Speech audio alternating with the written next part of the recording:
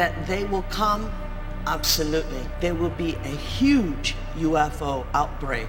It's going to be very hard to cover up.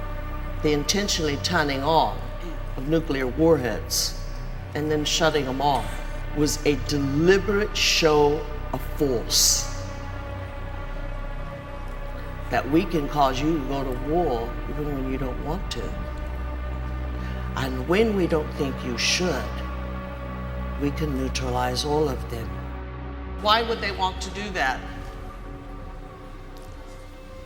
The greatest reason that concerns you is hope. You know? That purely mindful, humbling, that someone cares. Yes, they do. That they're intelligent is beyond question. That their power is absolute, beyond question. That they had a hand in your beauty, beyond question.